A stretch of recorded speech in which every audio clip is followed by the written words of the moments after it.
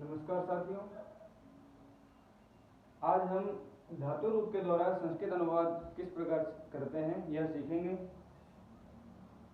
और यह उन सभी विद्यार्थियों के लिए, उन सभी दर्शकों के लिए बहुत ही महत्वपूर्ण है जो संस्कृत विषय में अपना प्रारंभ कर रहे हैं, चाहे वो प्राइमरी स्तर के विद्यार्थी हों, चाहे वो माध्यमिक स्तर के विद्यार्थी हों, चाहे वो उच्चतर माध्यमिक स्तर के विद्यार्थी हों।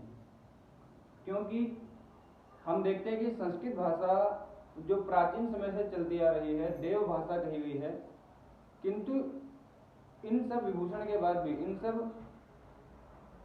विशेषताओं के बाद भी, विशेषण के बाद भी हमारी ये देव भाषा, संस्कृत भाषा आज कहीं कहीं विलुप्त हो रही है।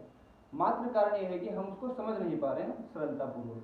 तो आज हम यही प्रयास करेंगे कि हम संस्कृत भाषा को बहुत ही सरलतम प्रयास के साथ समझें, उसका अनुकरण करें और जहां भी कुछ कठिनाई हो आप पूछें।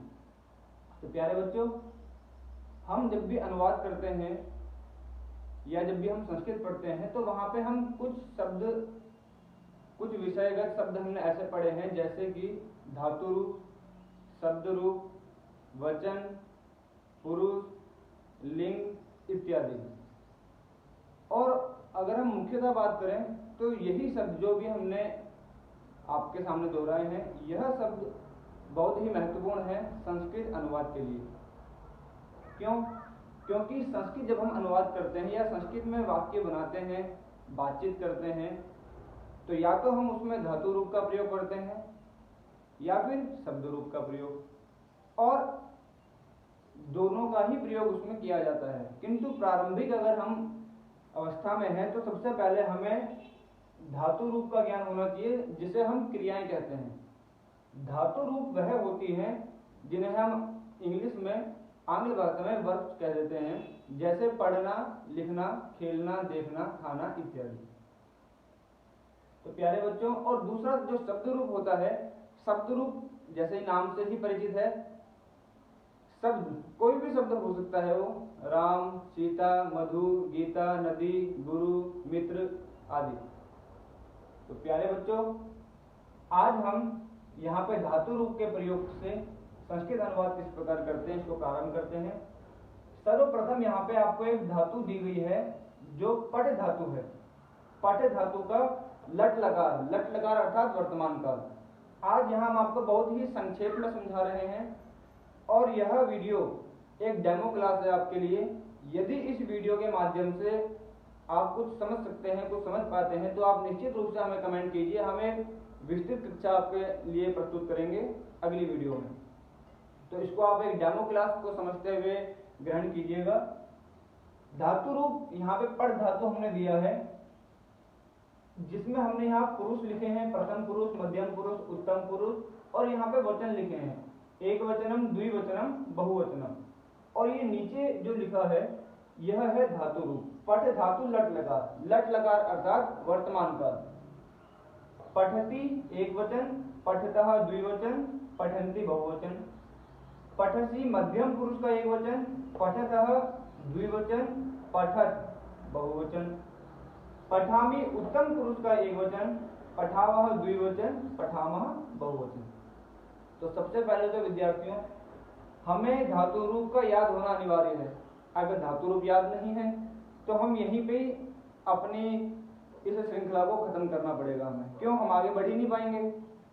यदि हमें धातु रूप याद है तो हमें धातु रूप में क्या क्या समझना है। सबसे पहले जो हमने पुरुष लिखे हैं, इनका प्रयोग क्या होता है, प्रथम पुरुष, मध्यम पुरुष, उत्तम पुरुष, और यह वचन किस प्रकार से है, इनका प्रयोग क्या होता है, यह हमने आगे दर्शाया है। किंतु यहाँ हम संक्षेप में आपको बताएं। जैसे प्रथम पुरुष के आगे हमने जो धातु लिखी है, हर वचन के आगे हमने कुछ शब्द लिखे हैं, जैसे सह, तौ, ते, त्वम, युवाम, यूयम, अहम, आवाम, वयम।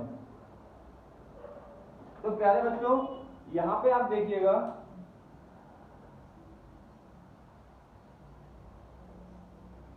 धातु रूप के साथ हमने यहाँ पे जो सह का अर्थ है वह, तौ मतलब वह दो, ते मतलब वे सब, क्योंकि एक वचन, द्विवचन वह दो, बहुवचन वे सब। त्वम मतलब तुम, युवा मतलब तुम दो द्विवचन में, और यूय मतलब तुम सब। अहम मतलब मैं, आवाम मतलब हम दो, वयम मतलब हम सब। तो यह हमने इसलिए लिखा है क्योंकि पठती का प्रयोग जहां भी होगा वहां पे सह निश्चित आपको प्रयोग में लाया जाएगा। अर्थात जहां भी हम सह अर्थात वह पढ़ता है, वह जाता है, वह खाता है, वह खेलता है, तो वहां हम प्रथम पुरुष एक वचन की क्रिया का प्रयोग करेंगे। और जहां भी अगर आपको दिखे कि वह दो पढ़ते हैं या वह दो खेलते हैं, वह दो कुछ भी क्रिया को कर रहे हैं, वहां हम प्रथम पुरुष का द्विवचन लेंगे। और उसी प्रकार जहां वह सब आएगा वहां प्रथम पुरुष की बहुवचन की क्रिया को लेंगे। इतना आपको समझ में आ रहा होगा। उसी प्रकार तुम का अर्थ होता है तुम, तो जहां पे तुम का प्रयोग आएगा, जैसे तुम पढ़ते हो तो वहां होगा तुम पठसी, वह पढ़ता है वह सह पठती, तुम पढ़ते हो तुम पठसी। तो इसका अर्थ है कि मध्यम पुरुष में तुम दो, तुम सब, मात्र इन्हीं शब्दों का हम प्रयोग करते हैं। और उसी प्रकार उत्तम पुरुष में अहम मतलब मैं, आवाम मतलब हम दो, वयम मतलब हम सब। मैं पढ़ता हूं, हम दो पढ़ते हैं, हम सब पढ़ते हैं। अहम पठामी, आवाम पठावह, वयम पठावह। इतना हमें समझ में आया। अब इसके साथ प्यारे बच्चों जो हमने प्रथम पुरुष दिया, यहाँ पे सह तौ ते तो हमने दिया ही है कि वह दो वह सब, अर्थात वह से प्रारंभ होने वाला जो भी वाक्य होगा उसमें हम प्रथम पुरुष की क्रिया का प्रयोग करेंगे। उसके साथ साथ यदि किसी का नाम हम कहते हैं राम पढ़ता है तो वहां भी प्रथम पुरुष आएगा, रामः पठति। एवं अगर हम कहें कि आप, अगर हम सम्मानीय शब्द का प्रयोग करते हैं कि आप पढ़ते हो, तो वहां भी आपका अर्थ होता है भवान पठति, सामान्य। अब हम इसके आगे थोड़ा प्रारंभ करते हैं। लिंग, हमने सबसे पहले धातु को पढ़ लिया। धातु के माध्यम से हमने पुरुष में किन किन शब्दों का प्रयोग करते हैं और पुरुष क्या होते हैं वह हमने हल्का सा प्रयोग किया। अब लिंग यहाँ पे दिया है और लिंग के आगे हमने लिखा है पुल्लिंग, स्त्रीलिंग एवं नपुंसकलिंग। लिंग प्यारे बच्चों जैसे नाम से ही स्पष्ट है कि जो किसी आंग्ल भाषा का प्रयोग करें तो लिंग को हम जेंडर कह देते हैं, क्योंकि आंग्ल भाषा को आप लोग बहुत जल्दी समझते हैं। तो पुल्लिंग जहां पे पुरुषवाचक हो, स्त्रीलिंग जहां पे स्त्रीवाचक हो, नपुंसकलिंग जहां पे अन्यत्र हो। जहां पुरुष और स्त्री से अन्यत्र कोई होगा वहां पे नपुंसक का प्रयोग करते हैं। और जिस प्रकार पुल्लिंग के अंतर्गत सह तौ ते, सा मतलब वह, तौ मतलब वह दो, ते मतलब वे सब। स्त्रीलिंग सा ते ता, सा मतलब वह, ते मतलब वह दो, ता मतलब वह सब। लेकिन स्त्रीलिंग में होगा ये और तत् ते तानी, वह दो वह सब, अर्थ तीनों का ही एक है। किंतु पुल्लिंग के लिए जिन शब्दों का प्रयोग होगा वह सह तौ ते, स्त्रीलिंग के लिए सा ते ता, नपुंसक लिंग के लिए तत् ते तानी। हमें यह स्पष्ट होना चाहिए। और इसके माध्यम से हमने आपको बताया कि पुल्लिंग, स्त्रीलिंग और नपुंसक लिंग का भेद अलग अलग किया गया है इन शब्दों के माध्यम से। जैसे कि सह तौ ते वह दो वह सब, सा ते ता वह दो वह सब, तत् ते तानी वह दो वह सब, अर्थ तीनों का ही एक है। किंतु जहां हम कहेंगे कि वह पढ़ता है, वह बालक पढ़ता है, तो वहां सह पठती, वह बालिका पढ़ती है या सीता पढ़ती है तो वहां पे सा का प्रयोग होगा। और तत् नपुंसक लिंग, अर्थात किसी पत्ते के लिए बात करें, किसी पुस्तक के लिए बात करें, ये जो भी नपुंसक लिंग के शब्द हैं। आगे हम देखते हैं पुरुष। पुरुष में यहां पे दिया है प्रथम पुरुष, मध्यम पुरुष एवं उत्तम पुरुष। पुरुष, प्रथम पुरुष, मध्यम पुरुष, उत्तम पुरुष यहाँ पे हमने पहले पढ़ी हैं। अब इसको हम थोड़ा सा और अच्छे से पढ़ लेते हैं कि कोई नाम आप वह, कोई नाम आप अथवा वह, समझ आ गया। तुम यहाँ पे दिया ही है और अहम मतलब मैं। इनका प्रयोग कहाँ होगा? प्रथम पुरुष में होगा। कोई नाम कि जैसे राम पढ़ता है या आप पढ़ते हो, वह पढ़ता है, अगर इस प्रकार के कोई भी वाक्य हैं तो वहां पे प्रथम पुरुष का प्रयोग करेंगे। और कहीं पे अगर तुम का प्रयोग हो रहा है तो वहां पे हम बोलेंगे त्वम पठसी, मध्यम पुरुष। और कहीं मैं का हो रहा है कि मैं पढ़ता हूं तो वहां पे हम उत्तम पुरुष, अहम पठामी। उसी प्रकार जो वचन होगा उस वचन की हम क्रिया को ले लेंगे। अब इसके बाद जैसे हमने यहाँ पे लिखा है रामः भवान सह, रामः पठति, भवान पठति, सह पठति, यह सब हमने प्रथम पुरुष के लिए प्रयोग किया है। अब इतना करने के बाद यहाँ वचन बचे थे प्यारे बच्चों। हालांकि हमने पूर्व में ही इस चीज को देखा है किंतु यहाँ पे हम इसको उदाहरण के साथ देखते हैं। जैसे वचन है एक वचन, द्विवचन एवं बहुवचन। एक वचन के अंतर्गत हम देख रहे हैं कि राम पढ़ता है, अर्थात रामः पठति। प्रथम पुरुष एक वचन आ गया, क्योंकि हमने क्या कहा था कि कोई भी नाम, तो यहाँ राम का नाम है तो यह भी एक वचन प्रथम पुरुष में आएगा। अथवा आप पढ़ते हो, दूसरा क्या लिखा है, कोई नाम अथवा आप, तो आप पढ़ते हो। भवान पठति, आपका अर्थ होता है भगवान, कोई प्रथम पुरुष एक वचन पठति। अथवा क्या लिखा है, वह, तो वह पढ़ता है, तो वहां भी सह का अर्थ होता है वह सह पठति। तो इन तीन शब्दों के लिए, इन तीन प्रकार के वाक्य के लिए हम प्रथम पुरुष एक वचन का प्रयोग करते हैं। अब द्विवचन में राम व श्याम पढ़ते हैं। यहाँ पे दो बालकों का बोध किया जा रहा है, राम व श्याम, मात्र राम नहीं। अब राम के साथ श्याम भी आ गया पढ़ने के लिए, तो यहाँ पे राम श्याम पठतः एक वचन था, या द्विवचन का प्रयोग किया प्रथम पुरुष का ही। क्या बताया हमने, प्रथम पुरुष में कोई भी नाम होगा, या आप होगा या वह, और वह जिस वचन का होगा उस वचन की क्रिया को लेंगे हम। यहाँ पे द्विवचन का की क्रिया है तो यहाँ पे पठतः आ गया।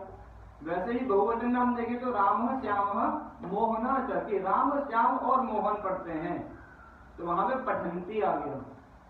अब उसी प्रकार प्यारे बच्चों यहाँ हमने देख लिया, आप पढ़ते हो एक वचन आ गया,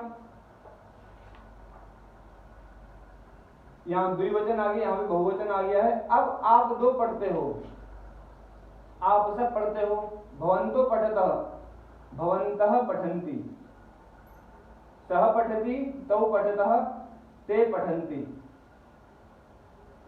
सह तो होते। अब यहाँ पे प्यारे बच्चों मध्यम पुरुष एवं उत्तम पुरुष का देखते हैं। यहाँ पे हम देख रहे हैं मध्यम पुरुष में पठसी लिखा है, तुम पठसी। अगर हम तुम का देखें, यहाँ पे हमने आपको इस चार्ट में मात्र प्रथम पुरुष का ही दिया है। क्यों, प्रथम पुरुष में तीन शब्द प्रयोग हो रहे हैं, कोई नाम, आप अथवा वह, और उसके द्विवचन एवं बहुवचन हमने बना करके आपको दे दिए हैं। अब यदि हम मध्यम पुरुष एवं उत्तम पुरुष की बात करें तो इसी प्रकार आप देखेंगे, तुम पढ़ते हो, बहुत ही सरल, तो ये यहीं पे हो जाएगा। तुम का अर्थ होता है तुम, पढ़ते हो पठसी, तुम दो पढ़ते हो, द्विवचन में आ जाएगा तो युवाम पठतः, तुम सब पढ़ते हो तो यूयम पठत। उसी प्रकार उत्तम पुरुष में मैं के लिए प्रयोग होता है, मतलब स्वयं के लिए। अगर हम कह रहे हैं कि मैं पढ़ता हूं, अहम पठामि, हम दो पढ़ते हैं, आवाम पठावह, हम सब पढ़ते हैं, वयम पठामह। जैसे हम कक्षा की अगर बात करें, कक्षा में सब बैठ करके पढ़ते हैं, तो वहां पे वयम पठामह, हम सब पढ़ते हैं। इसके बाद प्यारे बच्चों प्रथम पुरुष, मध्यम पुरुष, उत्तम पुरुष। प्रथम पुरुष में अब यही चीज हमने यहाँ आपको बता दी है। सह का अर्थ होता है वह, तौ का अर्थ होता है वह दो, ते का अर्थ होता है वह सब। ये तीनों शब्द मात्र प्रथम पुरुष के लिए प्रयोग करेंगे।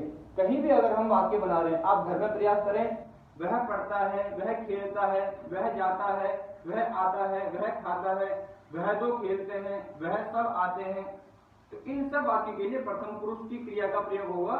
और वचन आपको स्वयं पहचानना है, जिस वचन की बात कर रहे हैं। अगर द्विवचन है तो वहां हम प्रथम पुरुष द्विवचन लेंगे, बहुवचन है तो वहां हम प्रथम पुरुष बहुवचन ले लेंगे, बहुत ही सामान्य है। उसी प्रकार मध्यम पुरुष में त्वम का अर्थ होता है तुम, युवाम का अर्थ होता है तुम दो, एवं यूयम का अर्थ होता है तुम सब। तो यहाँ पे अगर हम मध्यम पुरुष, प्रथम मध्यम पुरुष एक वचन की बात करें कि तुम पढ़ते हो, तो वहां पर मात्र यह आएगा तुम पठसी, तुम दो पढ़ते हो, युवाम पठतः, तुम सब पढ़ते हो, यूयम पठत। इसके अन्यथा आप किसी भी क्रिया को ले लीजिए, लेकिन तुम शब्द अगर जुड़ा होगा तो वहां आप निश्चिंत हो जाइए, मात्र मध्यम पुरुष का ही प्रयोग करेंगे। और वचन आपको पहचानने हैं, बार बार कह रहे हैं, वचन में आप गलती मत करें, जिस वचन का प्रयोग हो रहा है उसी वचन की क्रिया का प्रयोग करेंगे। एक वचन का प्रयोग कर रहे हैं कि तुम पढ़ते हो या तुम खेलते हो, तो यहाँ पे तुम क्रीडसी हो जाएगा। तुम सब खेलते हो तो यूयम क्रीडक हो जाएगा, तुम दो खेलते हो तो युवाम क्रीडतः। उसी प्रकार स्वयं के लिए अगर हम वाक्य प्रयोग कर रहे हैं कि अहम आवाम वयम, अहम मतलब मैं, आवाम मतलब हम दो, वयम मतलब हम सब, कि मैं लिखता हूं कि अहम लिखामी, हम दो लिखते हैं, आवाम लिखावह, हम सब लिखते हैं तो उसका हो जाएगा वयम लिखामह। तो प्यारे बच्चों, इसके माध्यम से हमने आपको एक डेमो क्लास दी है, जिस डेमो क्लास का हमारा मुख्य उद्देश्य यह था कि आप संस्कृत में छोटे छोटे शब्दों को किस प्रकार से बनाएं कि जिसके माध्यम से आप अपने स्वयं में एक पॉजिटिव अनुभव करें संस्कृत भाषा को लेकर और इस भाषा को आगे आप बढ़ाएं। यदि आपका कोई भी प्रश्न हो तो आप निश्चिंत होकर के हमसे पूछिए, हम आपके शंका समाधान करने का पूर्ण सहयोग करेंगे। धन्यवाद।